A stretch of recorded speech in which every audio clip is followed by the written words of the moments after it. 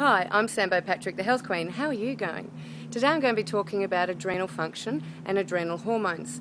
Now, adrenals are located just below your ribs on your back and just above your kidneys. They're just pear-shaped, probably more like almonds, probably the size of your little fingernail, and they play a huge role in hormone production. They make a lot of hormones. The two main ones, though, that people will be familiar with are adrenaline and noradrenaline.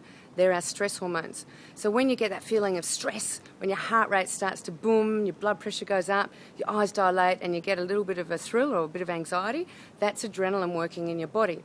Now, it's a life-saving thing to have adrenaline and noradrenaline zipping around because they do get your heart beating. So if you need to run away from a predator or a bad situation, you can do that. The not so good things about it, though, and this is where a lot of people are becoming unstuck, is you can produce and produce and produce, and that'll be at the consequence of other hormones that the adrenals produce, such as either cortisol, many of your glucocorticosteroids, which are things that balance blood sugar, blood pressure. They're really quite important, the adrenal glands. So the way to recognise whether your adrenals might be under stress or not performing is you might feel elevated and stressed all the time and find you have an inability to switch off. That often is a hyper-aroused adrenal state. The opposite side of that is when your adrenals have been flogged for long, either through stress or high-end exercise will also do a similar thing, and they become quite fatigued. Now, adrenal fatigue is becoming more prevalent, and people just find they can't get out of bed in the morning. Another important hormone adrenals make are cortisol, and it helps you get up. Now, if they're not making that production, you don't get that surge, and you don't want to wake up. You feel lethargic, your body aches, and it will eventually affect your mood, and it also can lead to chronic fatigue and chronic pain, and also a thing called fibromyalgia.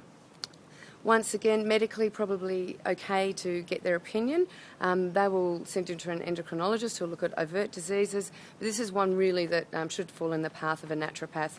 They are very good at addressing this issue, giving you all the L-tyrosine, licorice, B6, all the vitamins and minerals that you need, as well as some really powerful herbs just to get you back up.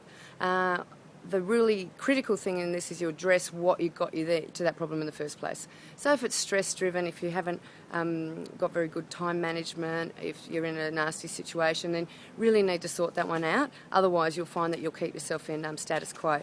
So that's all for me on adrenal fatigue and adrenal function. I'm Beau Patrick, the Health Queen, www.healthqueen.com.au.